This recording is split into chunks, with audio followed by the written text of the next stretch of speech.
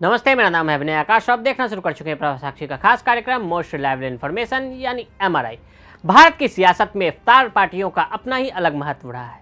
देश के कई राजनीतिक दलों ने रमजान के महीने में इफ्तार पार्टी देने की परंपरा की शुरुआत की। देश के प्रधानमंत्रियों से लेकर राष्ट्रपति और मुख्यमंत्रियों ने अपने अपने वक्त में ऐसी पार्टियों का आयोजन किया, जिसने खासी सुर्खियां भी बटोरी। हालांकि पिछले कुछ वर्षों में इसकी चमक थोड़ी फीकी पड़ती नजर आ रही है। पिछले कुछ वर्षों में राजनीतिक परिदृश्य से इफ्तार संस्कृति के लगभग गायब होने के एक बदलाव के संकेत के रूप में भी देखा जा रहा है। इसके लिए राष्ट्रीय राजनीति में भाजपा के प्रभुत्व के जिम्मेदार भी ठहराया जा रहा है। कैसे हुई सियासत में इफ्तार की एंट्री?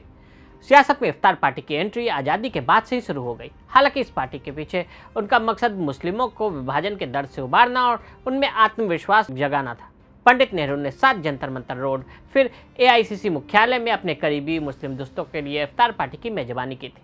इन वर्षों में इफ्तार ने राजनीतिक महत्व प्राप्त किया, न केवल राजनीतिक कौशल का प्रतीक बन गया, बल्कि मुस्लिम नेताओं और पूरे समुदाय के लिए एक व्यक्तिगत और सामाजिक पहुंच का प्रतीक भी बन गया। हालांकि नेहरू के उत्तराधिकारी लाल बहादुर शास्त्री ने इस अभ्यास को बंद कर दिया।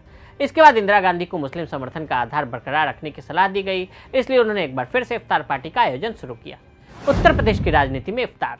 उत्तर प्रदेश में ये पूर्व मुख्यमंत्री हेमवती नंदन बहुगुणा थे, जिन्होंने इफ्तार को एक आधिकारिक मामला बना दिया। एक ऐसी प्रथा जो उनके उत्तराधिकारियों द्वारा और भी अधिक जोश के साथ जारी रखी गई, जिसमें मुलायम सिंह यादव, मायावती, राजनाथ सिंह, कल्याण सिंह और अखिलेश यादव शामिल होते गए। मुख्यमंत्री योगी आदित्यनाथ ने हालांकि दशकों पुरानी परंपरा को तोड़ा। आदित्यनाथ, जिन्होंने अतीत में नवरात्रि उपवास अवधि के दौरान अपने आधिकारिक CM आवास पर कन्या पूजन का आयोजन किया और फलाहारी भोज की मेजबानी भी की, उन्होंने 2017 में राज्य की बागडोर संभालने के बाद से कभी भी रोजा इफ्तार की मेजबानी नहीं की है। हालांकि भाजपा कभी भी इस अवधारणा के खिलाफ नहीं रही है।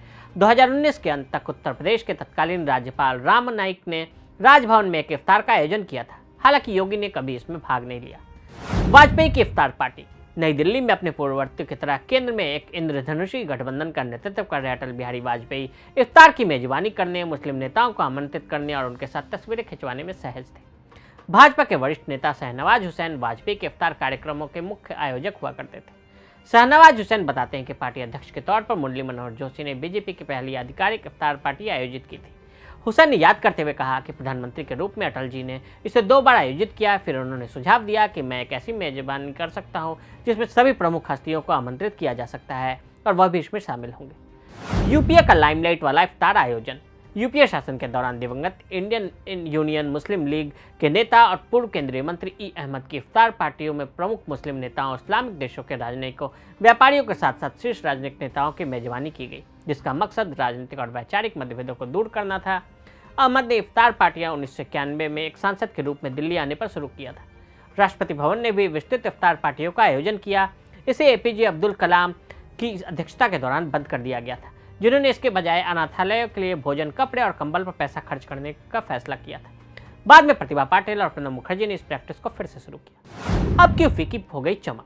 प्रधानमंत्री के रूप में अपने कार्यकाल के दौरान अपने आवास पर इफ्तार का आयोजन करने वाले मनमोहन सिंह हमेशा राष्ट्रपति भवन में होने वाले समारोह का हिस्सा होते थे, लेकिन PM मोदी ने राष्ट्रपति भवन में मुखर्जी के इफ्तार में कभी हिस्सा नहीं लिया।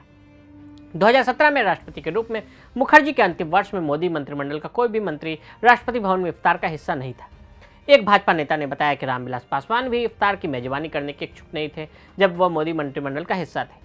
अपने हिंदुत्व के रुख को लेकर भ्रमित कांग्रेस ने भी इसके लिए उत्साह खो दिया। अपने मुख्यमंत्री कार्यकाल में 5 स्टार होटल में इफ्तार पार्टी आयोजित करने वाले सपा के अखिलेश यादव व बसपा की मायावती भी अब इसके आयोजन को लेकर उतनी उत्साहित नजर नहीं आती है।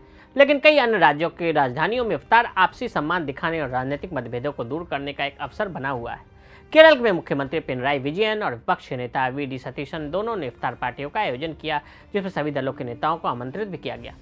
पटना में इफ्तार राजनीतिक कूटनीति को परखने का मौका अक्सर बनता आया है। बिहार के CM नीतीश कुमार के इफ्तार की तस्वीरें तो इन दिनों मीडिया के सुर्खियों में भी रहा है।